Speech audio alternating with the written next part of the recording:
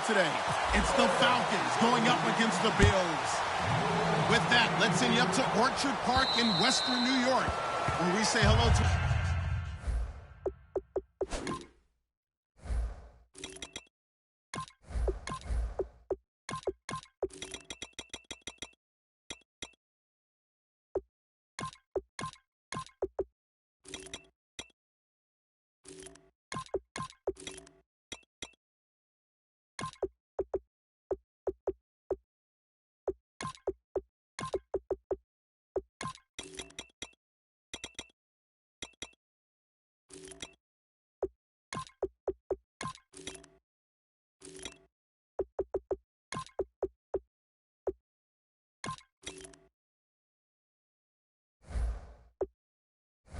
our commentators, Brandon Godden and Charles Davis.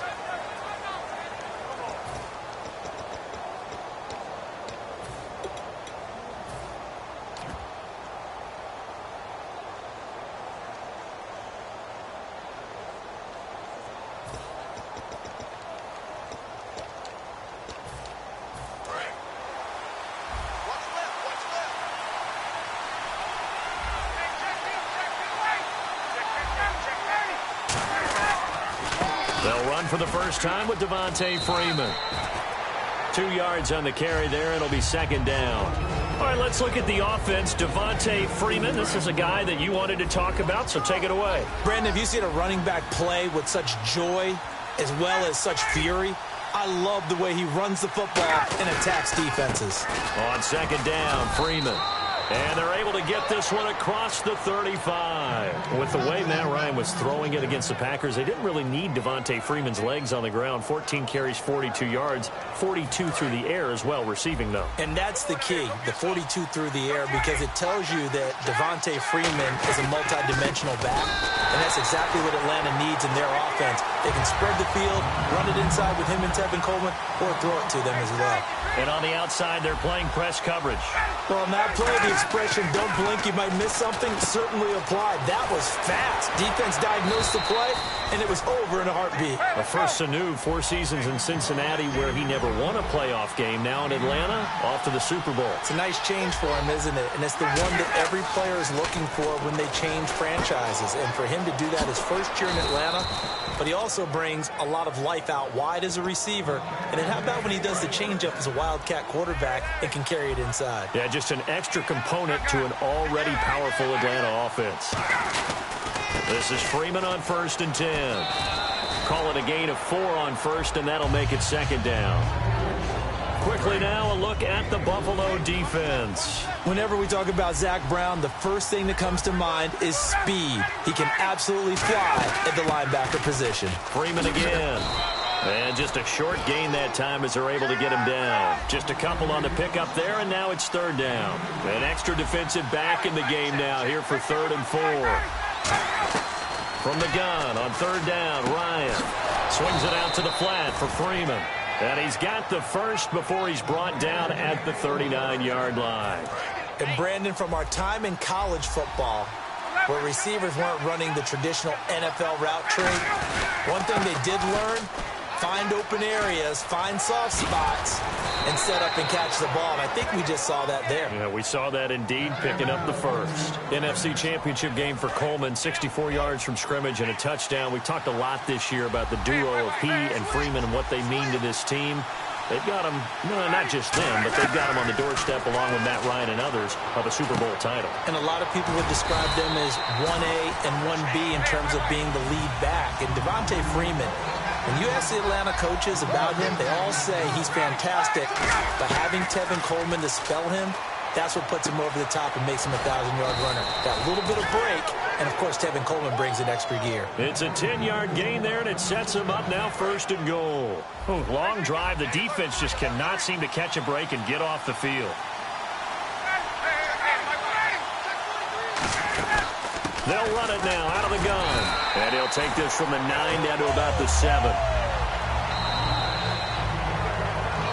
Alongside Charles Davis, Brandon Gaudin, it's the Falcons in possession to begin quarter number 2.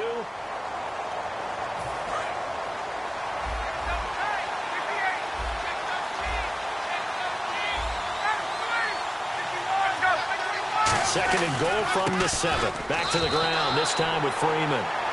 Call it no gain that time, and now it's 3rd and goal. Partner, I know we're in a goal-to-go situation, but my goodness, think about running the ball here.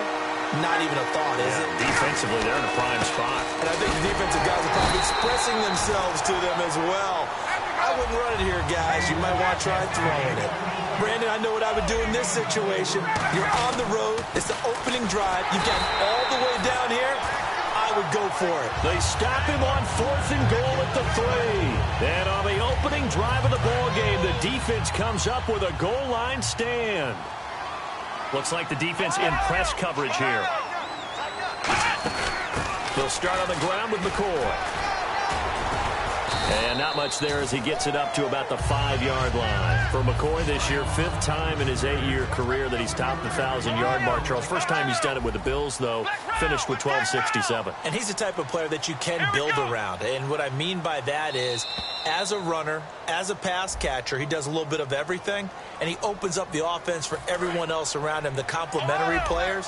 But he's a guy, heavy-duty ball carrier, and also get him in space, and he can break people down. Here's Taylor. Oh, he's got a man wide open, complete. And he'll be out of bounds, getting it across the 25. A really nice gain of 25 yards. That crossing route is so effective when you hit it just right because you get a guy on the move, and then we see the end result there. Nightmare for the defense. They got a guy with a full head of steam. Not only does he catch it, but he picks up additional yardage after it. Taylor will throw, eluding the pressure right.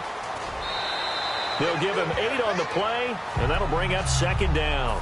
Okay, he's not going to get the first down, but this is still a nice job of buying some time and then running to get to the sideline and get out of bounds and avoid the big hit.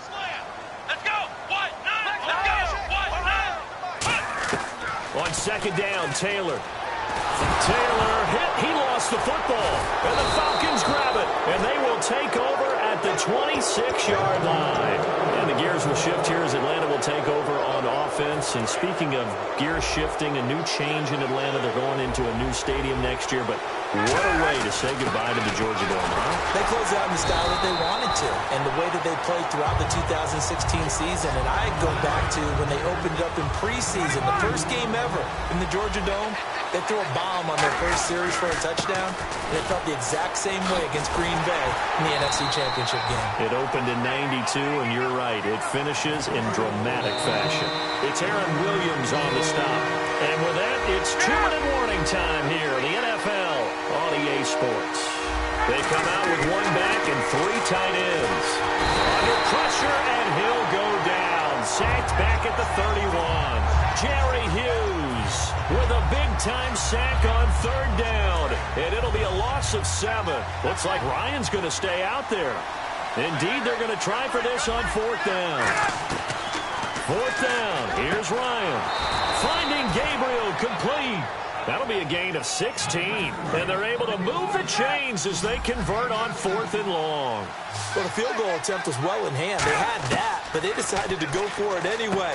Extreme confidence, it looks like. Yeah, but I bet the defense is going to remember this one, right? They kind of rubbed their nose in it. It's an 8-yard pickup, and it's a 2nd down. And now it looks like they're going to be in the hurry-up. And some extras coming up on the line here, ready for the blitz. Back to the running game. It's Freeman. And he'll take it into the end zone. Touchdown, Atlanta. Devontae Freeman, a 6-yard touchdown run. And the Falcons are in for 6.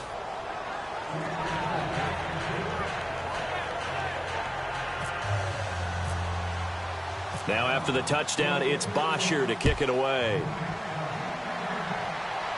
And a fair catch signaled for and taken successfully. Now the Bills offense gets ready to head back onto the field. And what do you think goes on here in this situation? If you got the football, you're trailing, you're back in your own territory with just a little time. Do you try something?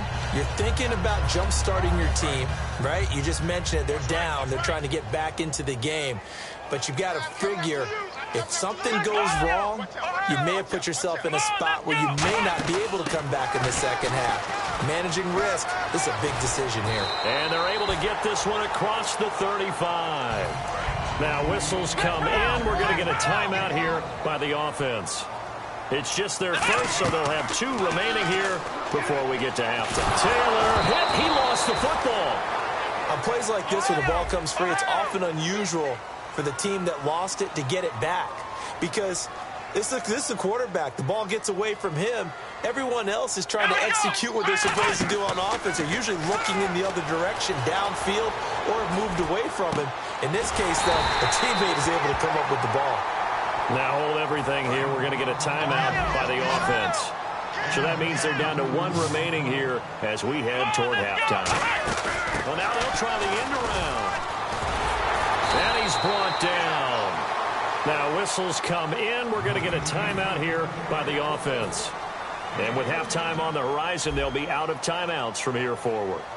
And now a timeout defensively by the Falcons.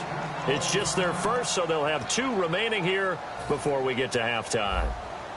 So even though it's first down, here's the field goal unit on now. Oh, they flip it to the kicker. He looks like he's going to throw it.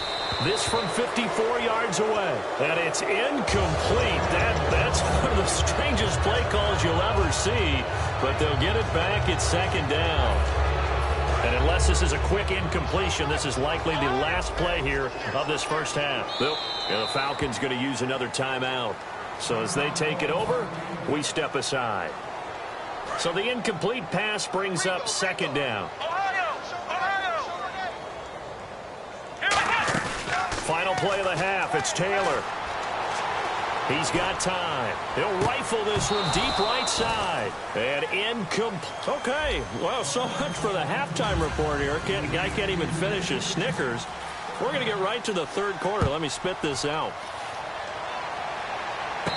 And no return on this one as the fair catch is signaled for and taken. Out come the Bills now as they'll go on offense first here in this third quarter. They're down here, but very much in this game. What's the tonality of a coach's talk when a game is within striking distance like this at intermission? Typically, what they're doing is emphasizing the things that went well in the first half and wanting more of that. Sure, you've got to go over some of the errors and clean up some things because there's a reason you're down. But overall, I think they want to stay positive, stay up with this team. We're just starting the second half, and we've got the football. Let's go ahead and punch it in, and then we'll take it from there. See how that recipe works. Well, we always talk about good down and distance, allowing offenses to expand their playbook. Well, 2nd and 2, that means your playbook's wide open. You can run just about anything. Well, a lot of times, the play caller, he just looks down at his sheet, sees the short yardage runs, and goes to one of those. So the run moves the chains, and here we go on first down. They'll come out in the pistol. Now a first down carry here for McCoy. And he's got room. 23 yards on the play. Oh, he's got it going early in this one. That's the shady McCoy. That's vintage right there, right? Breaking tackles, creating explosive runs. And if they don't take care of this early, look out. This guy's going to have a big, big day. You know where he got that nickname Shady, by the way? I know you're going to educate me on it. Help me out. Mama gave him that name when he was a youngster. And if Mama named him Shady, we're going to call him Shady. Absolutely. Just a yard on the catch there. It'll be 2nd and 9. They're going to hurry back to the line now. He decided to run a hitch route. It really helps to have a guy who can turn it loose. And, boy, he rifled one in there on that one.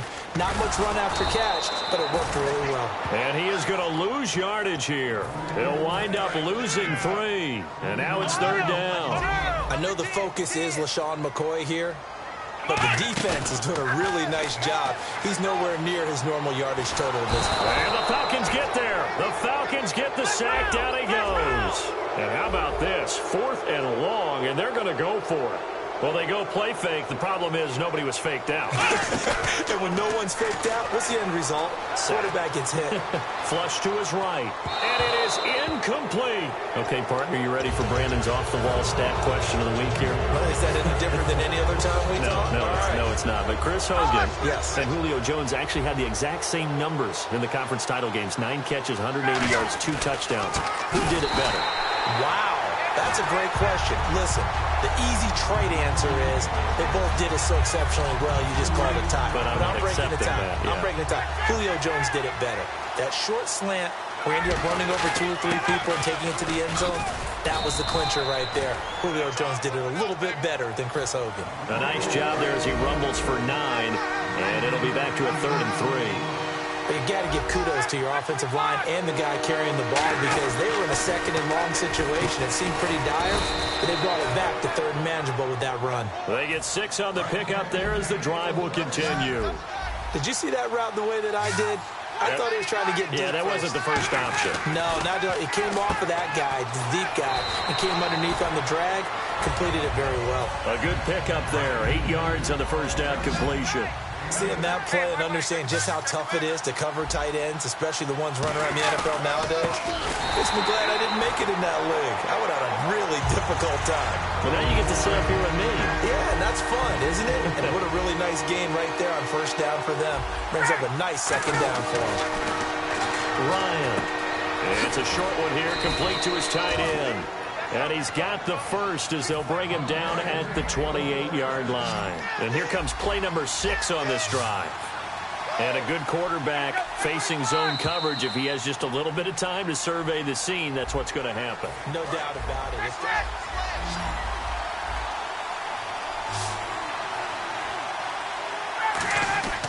On first down, Ryan. He completes it to Julio Jones. A good pickup there, 8 yards on the first down completion. So they're operating in the red zone. And when you're playing a quarterback with some experience and some moxie, you enter the danger zone when you decide to blitz him, because if he's able to diagnose as he did on that play, he can hurt you downfield. He reads defenses so well, doesn't he? He really does, and the best part about that play for him, I don't think that was his primary target. I don't think so either. I think he had the read, figured out where the blitz was coming from, and went to a secondary target for a really nice game. That's going to go as a loss of a yard, and it'll be second down. The fourth quarter here, they've got the lead. They want to keep it on the ground. That's what they're doing. Smart football. Keep the clock grinding. Keep it going. But you got to figure now, they're going to see more people stacked up to the line of scrimmage as they try and bleed it out. And eventually stopped just shy of the goal line, right around the 2. I think that's a big pickup for a first down, because when you run a drag route against zone, you're sometimes asking for trouble because you might run into a defender. Yeah, well, there they ran into a first down. Executed it to perfection. Now it's Ryan. Oh, and it's incomplete. That would have been big in the end zone if he could have held on. Instead, it's second down. Not only did they drop what looked like an interception in the end zone, they blew a golden opportunity to shift the momentum. Now, and this is caught for a Falcon touchdown. Austin Hooper, a 1-yard touchdown reception. And the Falcons will extend their lead. And it's good to make it 14-0.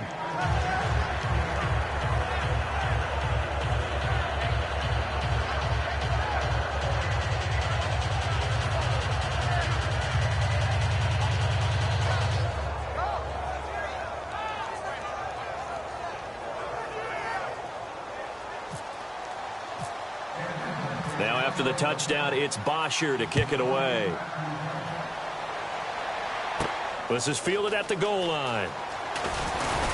And not a bad return here. He gets it out to the 25-yard line. And the Bills offense comes out ready to take over.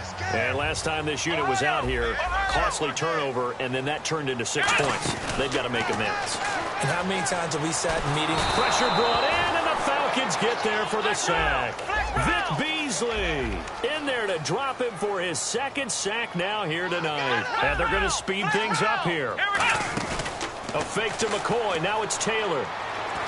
Under pressure, they got him again. Vic Beasley in there to get him again. The third time he sacked him here tonight. Well, if an offense is going to throw the ball on this part of the field, any pass rusher will tell you that's his favorite part. Gets a chance to get after the quarterback. It's almost like a reverse red zone. They can create points using their defense, and this time they take their man down. Now Taylor down around his goal line. He'll set up the screen to McCoy. And they're able to bring him down at the 20. All right, they're going to try and keep hope alive here on fourth down. They're going for it. When you run a screen pass really well, you got to like the look of it, because so many parts come together to make it work well. The offensive linemen, where they're faking people out, the back slipping out there, catching the football, then all of them going together as one unit downfield. A really nice pickup. Throwing now, Taylor on first down. Flushed out right. He's going to let it fly.